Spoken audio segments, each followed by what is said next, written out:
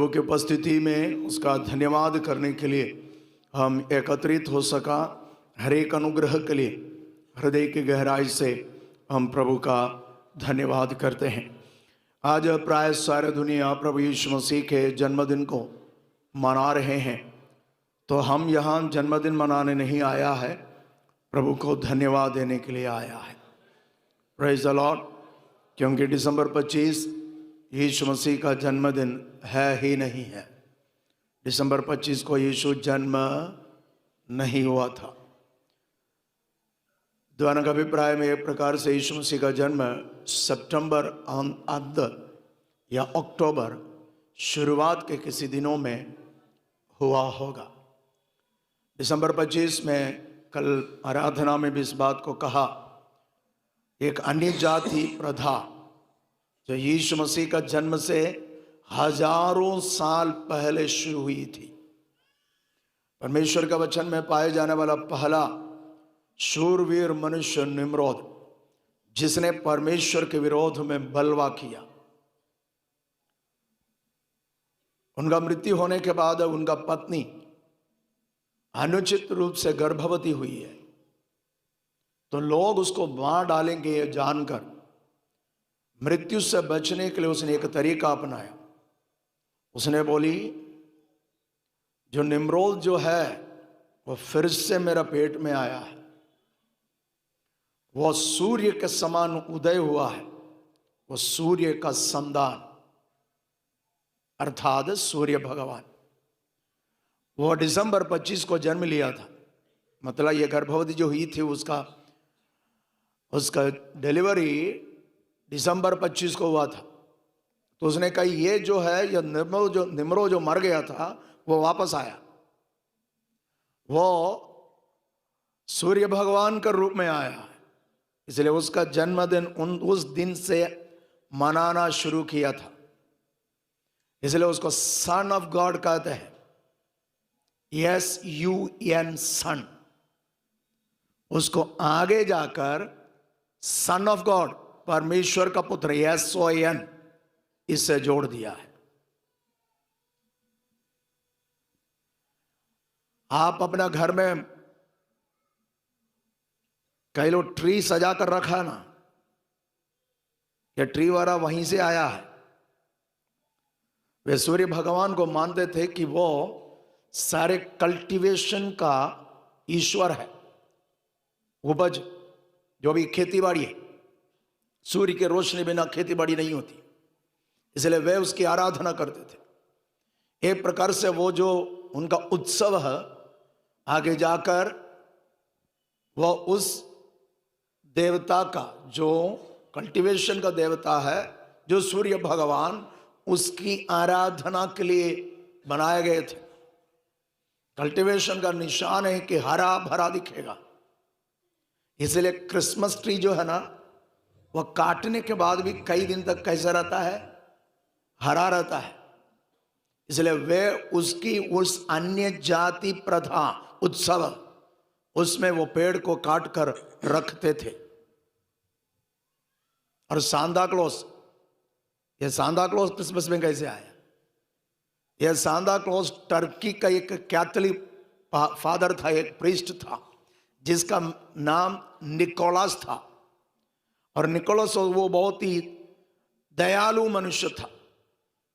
वो इतना दयालु था, वो चुपके से लोगों की सहायता करता था, लेकिन बाद में पता चला यही सहायता करता है। उनका गांव में एक परिवार था जिसके 3 बेटियां थी। उन बेटियां सुंदर थे दिखने के लिए, लेकिन दहेज देने के लिए पैसा ना होने के कारण बेटियों का शादी नहीं हो रहा था। तो ये फादर, ये जो प्रीस्ट है, उसने ये जानकर रात को कुछ सोने का सिक्का उसका घर के अंदर डाल दिया खिड़की से। तो वो परिवार का मुखिया को नहीं मालूम है कहां से आया, लेकिन उसने अपने बेटियों का शादी करा दिया। बाद में पता चला कि ये सब काम करने वाला ये निकोलस जो प्रीस्ट है वही करता है। आगे जाकर वो प्रसिद्ध हुआ, लोगों की जरूरतों को पूरा करने वाला व्यक्ति के रूप में उसको सेंट बना दिया, संत बना दिया। निकोलस, सेंट निकोलस बना। आगे जाकर वो सांता क्लॉज बना है। हेलो, बाइबल से, यीशु मसीह के जन्म से इसका कोई लेना देना नहीं है। जब क्रिसमस फादर आता है ना, पूरा वेश पहनकर चॉकलेट देता है ना, वो चॉकलेट इसलिए देता है कि लोगों को तोहफा देने वाला व्यक्ति था, उसकी यादगारी में उसको मनाते थे, वो भी क्रिसमस में जोड़ दिया। इसका मतलब यह सब जो पाए जाते हैं ये परमेश्वर के वचन के अनुसार नहीं है। दिसंबर 25 नहीं मनाना है बोलने से कई ईसाइयों को अच्छा नहीं लगता है। हाँ, हेलो, क्योंकि कई परंपराओं से चलकर मनाते आ रहा ना, हम कैसे बंद करेंगे? याद रखना, कल मैंने जो बोला था, क्रिसमस मनाने वाले अन्य जाति प्रथा का पूरा कर रहा है। आप अन्य जाति आराधना में शामिल हो रहा है, यह परमेश्वर के वचन के अनुसार नहीं है। एक प्रकार से परमेश्वर घृणा करने वाला सबसे बड़ा मसीही त्योहार यही है, इसलिए कोई विश्वासी इसको ना मनाए। आप लोगों को लगेगा ये पादरी साहब ऐसा क्यों बोलते हैं, ऐसा ही बोलूंगा, क्योंकि पहले पेंतकोस्त कलीसिया में ये नहीं पाए जाते थे। आपको मालूम, इंग्लैंड में एक समय था क्रिसमस बैन किया गया था। इतिहास पढ़कर देखना, जब यह सच्चाई को जाना, इंग्लैंड के राजा ने आज्ञा दिया कि ये मनाए ना जाए। आगे जाकर कुछ सदियों के बाद चार्ल्स नाम एक राजा फिर से अधिकार में आए थे, उसने फिर से इसको मनाने के लिए अनुमति दिया। इंग्लैंड की इतिहास को पढ़कर देखिए, जब सच्चाई जाने हैं वे इससे दूर रहा था। तो ये सारी बातें कलीसिया में जो घुस रहा है, पहले पेंतकोस्त कलीसिया में ये मनाया नहीं जाते थे, लेकिन आज मैं देख रहा हूं अधिकतर पेंतकोस्त कलीसियाओं में भी चर्च के अंदर भी ट्री पाए जाते हैं। क्रिसमस ट्री सजा कर रखा है, सांता क्लॉज को बना कर रखा है। पादरी, तुम भी नरक का लायक रहेगा, तुम्हारा भीड़ भी तुम नरक तक ले जाएगा, क्योंकि वे दुष्ट आत्माओं की आराधना कर रहे हैं, इस बात को, इस प्रथा को आगे करके। इसलिए कोई भी मसीही कलीसियाओं में यह विधि नहीं होना चाहिए, और चर्चा बोर्ड में नहीं होगा कभी।